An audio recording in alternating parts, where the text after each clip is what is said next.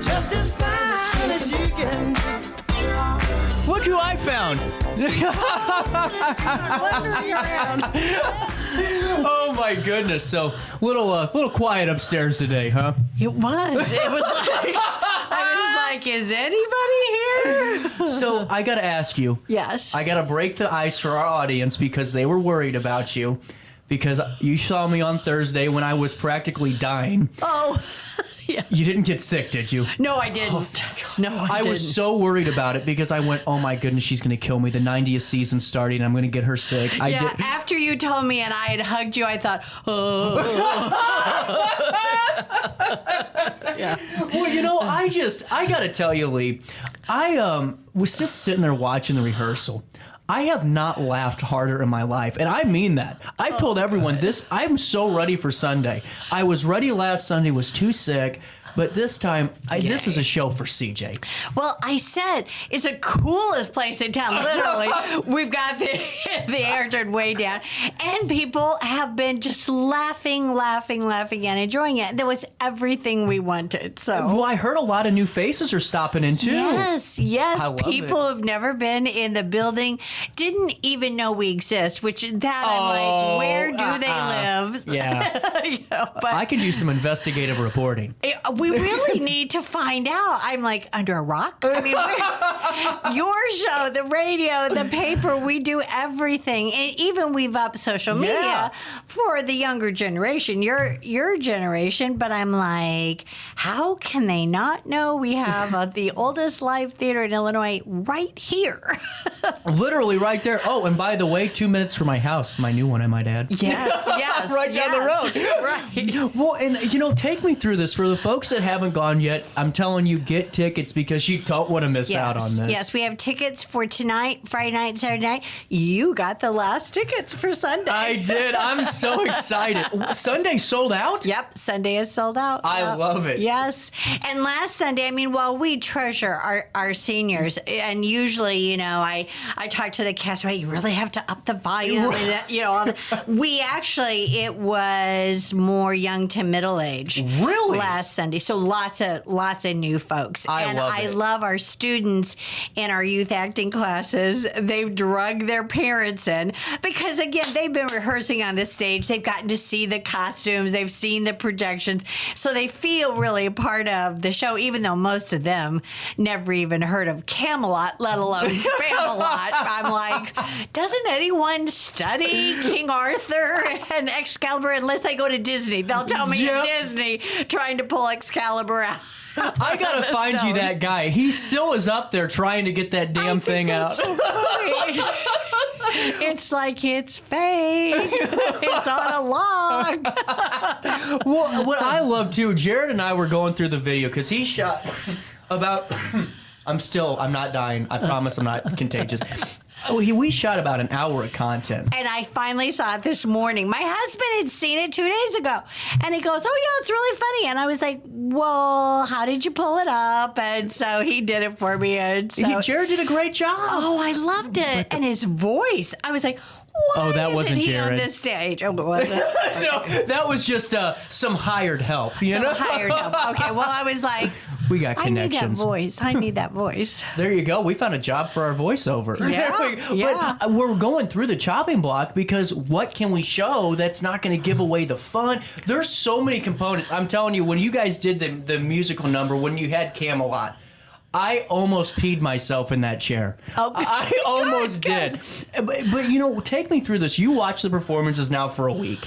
Yes. Longer than that with rehearsal. 6 weeks before then, yes. So it's like giving birth. There's some painful parts of it. You're excited, but you're so glad when we finally get the birth over with and we're sharing it with, look at my beautiful baby. Well, and that's to me, when you're going through this, when you're watching this now, the hard work's over with. It's just now time to see what we're capable of on the stage live. What's your takeaways on this? Well, but everything with live theater changes. Yep. See, even film, which I'm a huge film nut, but once it's in the can, it's going to stay the same unless the projector breaks or something.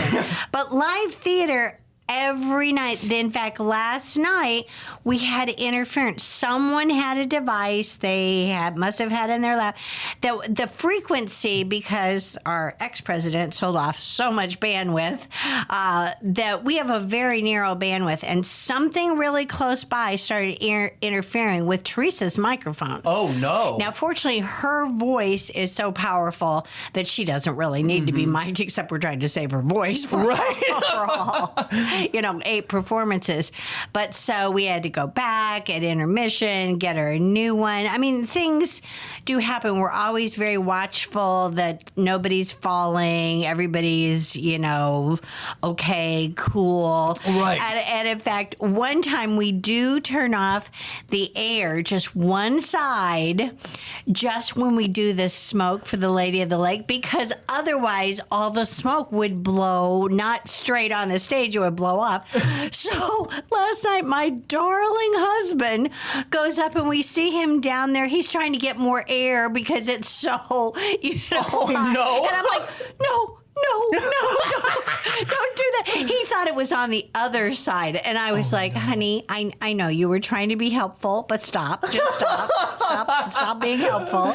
And so Kevin, because I don't have a page without a light change. So Kevin runs down. He's already run down once to take the new microphone. Then he runs down again. So the choreographer was in the audience and he goes, what was going on backstage? And Kevin had to keep running down there. I said, it's live theater. It's everything could change. Yeah. Well, and too, speaking of Teresa's voice, too, I mean, talk about a performer. She was amazing. She is amazing. And everyone that you cast, though, fits the part perfectly. Yes. King Arthur, you couldn't have found a better No, king. He is King Arthur. He's just so kindly and regal. And it's so funny. Hal has really paid his dues. He never started acting until after he retired. Isn't that amazing? That is amazing. I mean, he'd gone to lots of theaters. Right.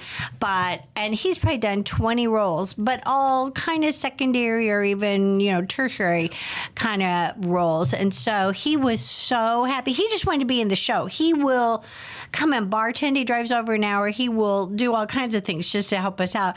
And so when we told him we wanted him to play King Arthur, he was like, really? We're like, we can't imagine who else would be King Arthur. I mean, the look, the personality, Yes. It's all there, too. And like you said, to have somebody who's, had a very successful professional life and is helping you guys out, but, making that jump from, being a lawyer to a comedic actor. I mean, that's, and starring. Yes, That's yeah. a difficult transition, and he nailed it. And then Patsy the horse is just fantastic. I got to ask you, though, how is it for the actors? I mean, I guess whenever you're doing it, night in, night out, the humor of it kind of starts to become secondary because you're focused. But I wouldn't be able to stop laughing at some of these parts. Well, but Patsy is one of those wonderful characters, and Todd is this person. He plays against the audience. So we knew every night, I mean, lovingly, we call him a little loose cannon. What's he going to do during the finale tonight? But at that point, it's just all over. It's, in great fun. But he can dance, and he's added things. I mean, he was already the most lively one in the cast, and that was without an audience. So we were like, lo, what's going to happen with an audience? But he's also a seasoned professional. Mm-hmm. He's done lots and lots of theater. So he knows how the process works. And for someone his age to be as agile as he is, and he's a postman, he has a long route. Right. He comes sometimes barely. He can make it to rehearsal because his route's so long. And then he puts that kind of energy in. I mean, I'm just in awe. I am too. I mean, it shows really the passion that everyone has for this performance. And how are ticket sales going for this week? Are there still spots available? They're good, but there are tickets available for tonight. Although last night was our smallest night. Wednesday, we don't want to compete with church, but Wednesday night, we used to have a Tuesday night performance, and it was very popular, but it was hard to be off Monday, then have Tuesday, then be off Wednesday. So we switched it to Wednesday, and it's just never, since COVID, it caught on before then, but it's never really built back. it seems to go to Thursday. It's a long break for the cast. Although they did the warm-up last night, they sang, they did everything. So Thursday is usually our biggest crowd during the season. We sell more season tickets for Thursday, which I thought was interesting. That is. Except people want to keep their weekends free. You know, Match.com might find the love of their life. You know, maybe you don't go for a first date. Although we've had people come for their first date and end up getting married. No way. And we just love those stories. And they're usually people like over 70. I love that. I love it. I love it. So you know what we forgot to do? What? We forgot to start the segment. So why don't we do this? So this is going to be nerve-wracking. See, this is your job. So this is going to be nerve-wracking for folks because as I was getting ready today, you know, I'm still coming into, you know, to mental focus here. Yes. I forgot to label which open is the one we got to use. So we're going to take a gamble here. Okay. You might see the open to Theater Thursday. You might see the open to this show again. I don't know. So why don't we do this? We're going to find out now. Oh, we did it! We did it.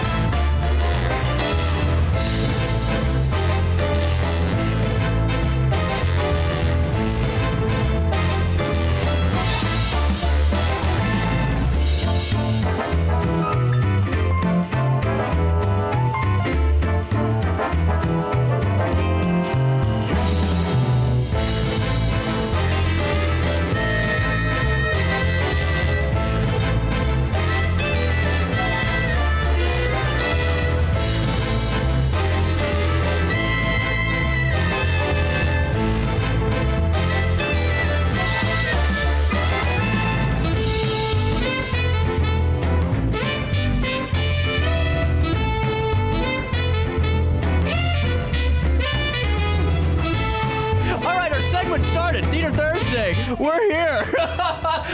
We start talking and there you go, you know. But I really love everything you guys are doing, and I mean that because with Circus Kaput too, this is going to be exciting. It is. I'm hopeful. I know it's the weekend before school starts, and I know a lot of families, you know, they try and cram it all in because it's mid-August and it's so hot, and I know that makes it even more challenging. You think, what are we going to do on vacation? Because are we going to sit anywhere where there's hot concrete, hot sand? Can we even get a flight that will actually fly? Because literally now it's not just scheduling. They have to have fewer flights when it's this hot. Right.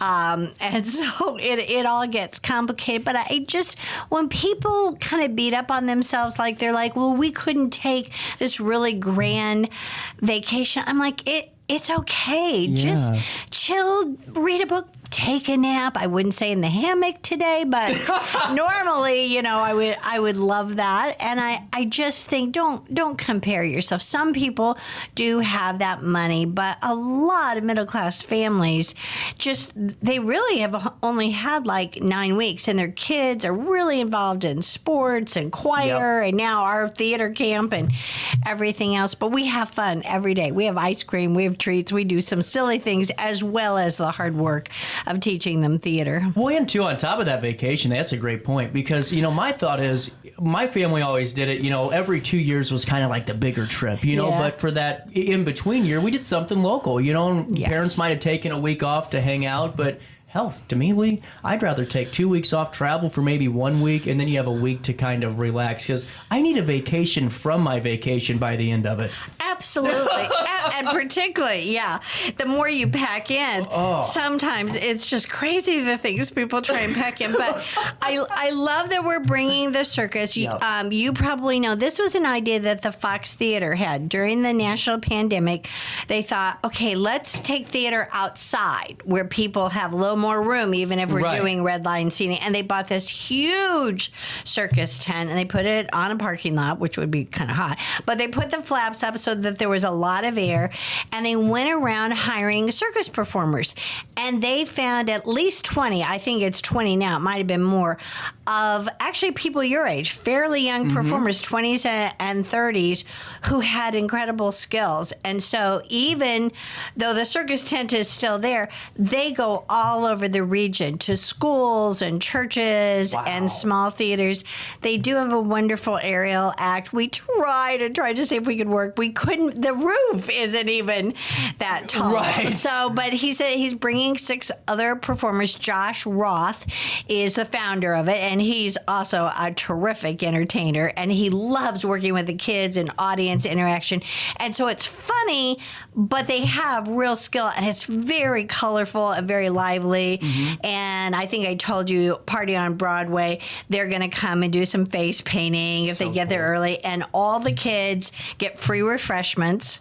I think the parents will like that, even though they might have a sugar high when they leave.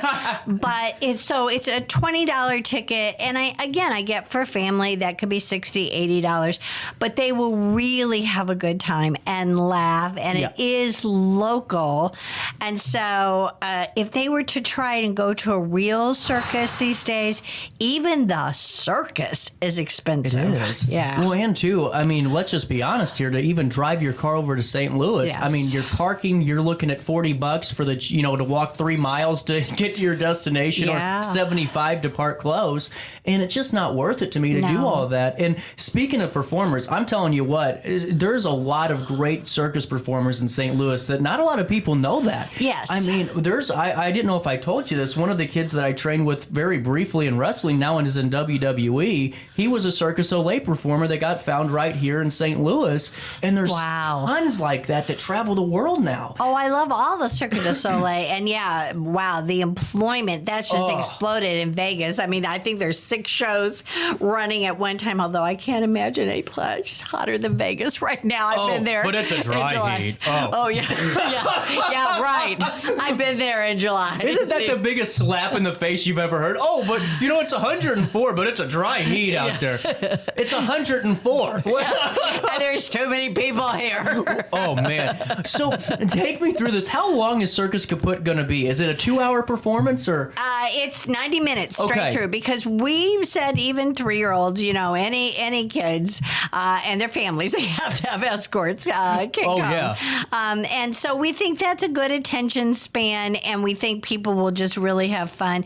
And they're a fairly expensive act to book, but we explained we're community theater. We only have 175 seats, very comfortable seats, but we really want to fill the place. August 12th at 7 p.m. We even made it a half hour earlier so the kiddos can be home and ready for bed at 9 o'clock. Look at you go. I love We're it. thinking of this. Well, because, Spamalot, while I love that my teenagers have come, even my young teenagers, my 12, 13-year-olds, we didn't recommend it for young children. Yeah, no. And they wouldn't get the humor anyway. No. And I wanted their parents to be able to come and enjoy it. But then I know they're paying $40, $50 for a sitter. It's unreal what sitters are these days. I'm telling you. So I wanted something that the whole family could come to for one night only on August 12th. Well, and too, what I think is really cool is what you guys do with these things like Circus Kaput, and just like in December with the Best of the Best Christmas concert that's coming. There's so many extra bonuses to All Little Theater that's not just in the lineup for the year that really add on to what you guys do. And I think that's what makes it so special to really see this 90th season kicking off into full swing.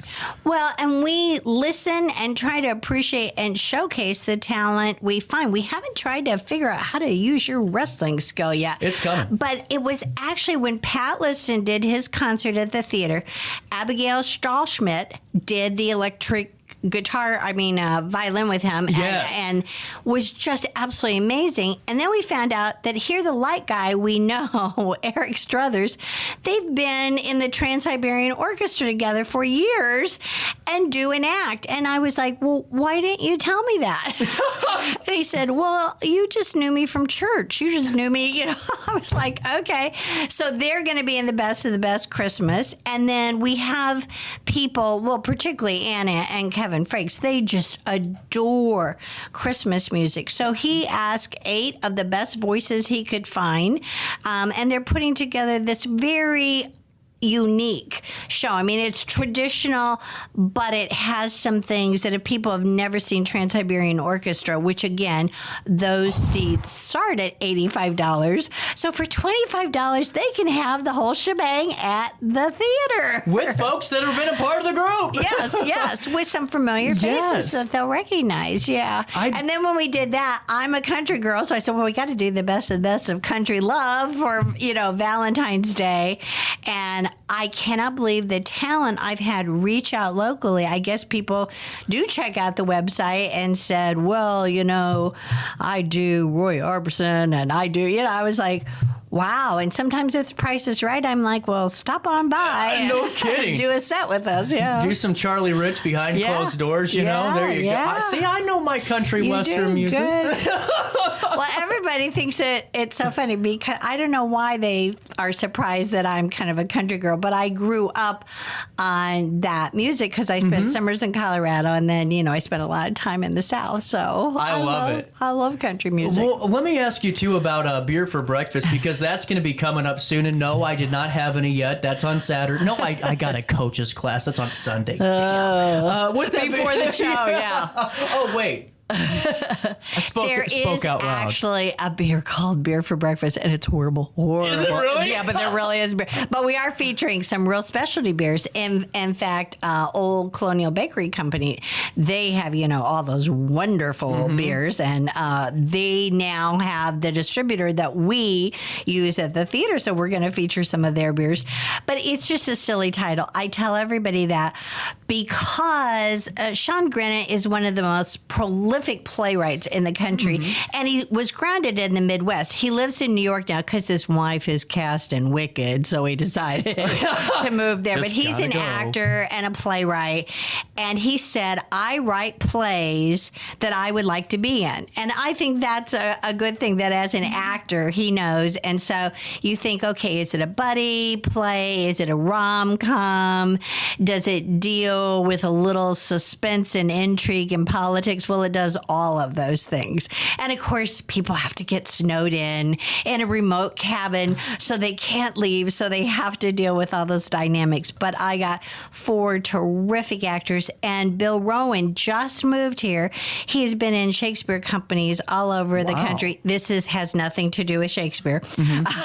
Good disclaimer. Yeah, that frightens people beyond belief. Dearest Bea. But he has a wonderful, wonderful voice. His audition was outstanding. Really? And there's nothing that makes me happier than finding a new talent and giving them a platform, particularly he's over 65. I mean, I want to find the young talent. I've got at least 10 kids in my youth acting class that I'm hoping stick around because I want to have them on stage. I wanted to ask you this, too, while I have you. We have a couple of minutes left, so I figured I've never asked you this question, but I've noticed that some of the most prolific actors and actresses on screen started in local theater. And why do you think, and I want your opinion because you know better than anybody, why do you think they're able to take their careers in different roles and different perspectives? Is it just what what theater does for a performer? Why is it?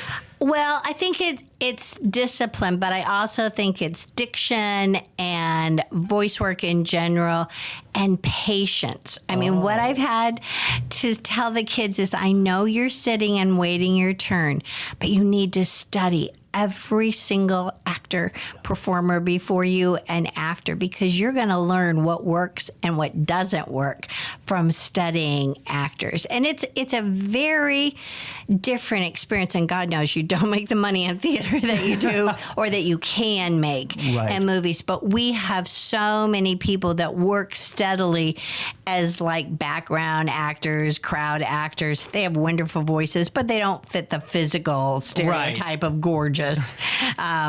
Sometimes those kinds of things. But it's great training, and it keeps you very grounded, I think, as a performer in live theater. Absolutely. And Lee, I wanted to circle back to Spamalot because we do have a couple of minutes left, and we do need you guys to get some tickets for tonight's show.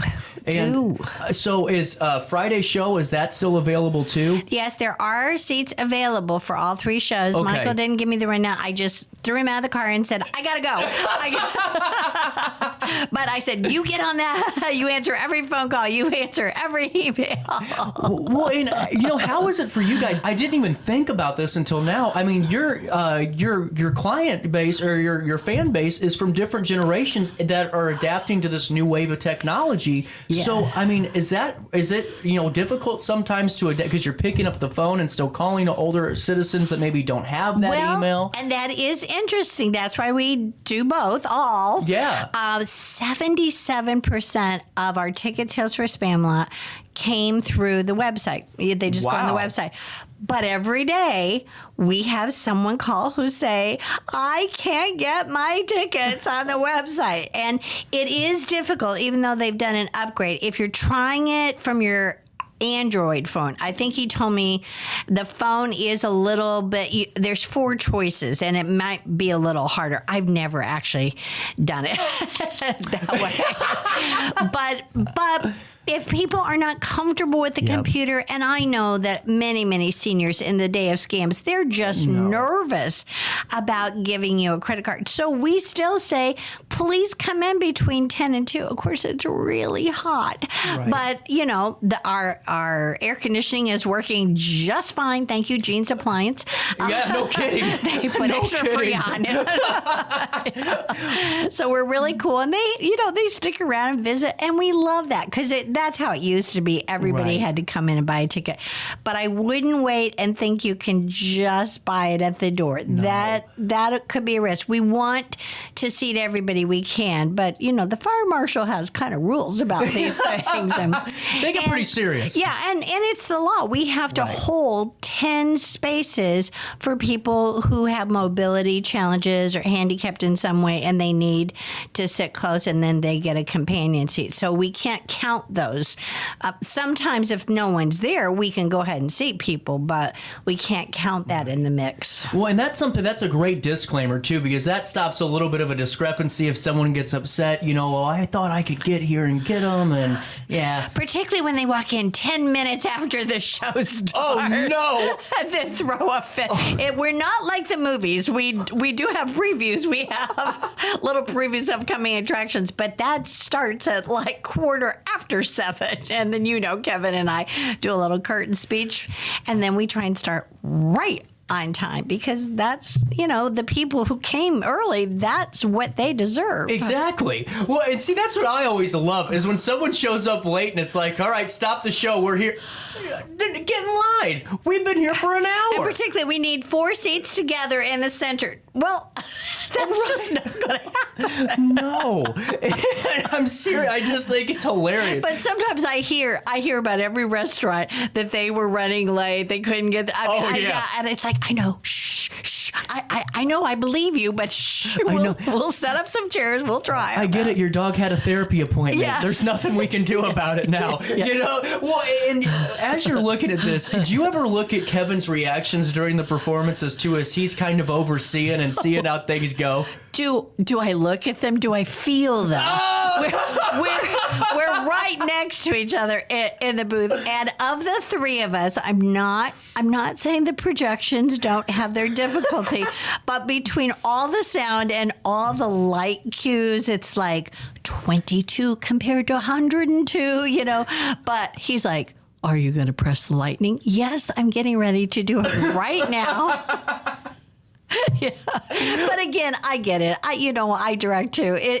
You have to be a control freak. Yep. You have to be a little bit of a dictator because you're holding the whole thing together. You're responsible for the whole thing, and he knows exactly how it should be. So you can't pull anything. There are a few directors who don't watch every show. I don't know how they do it. I don't like that. I would go crazy out there. My paranoia would just go nuts. It's like, oh my God, did they make sure they hit the spot? Did they hit the button? Did they hit the cue at the right time? Is it a couple? Oh, no, thank you. So at least he and I, we always know if the actors ever think, oh, we could try this tonight. No. Not today. Not today. No. Well, just like not today. Well, we're out of time for this one. With that being said, I hope to see you at Monty Python Spamalot. Call, get some tickets. We have a few left, and Sunday's pretty much all gone. So with that being said, have a great day. I'll see you back here on Friday, and just try your best to stay out of jail.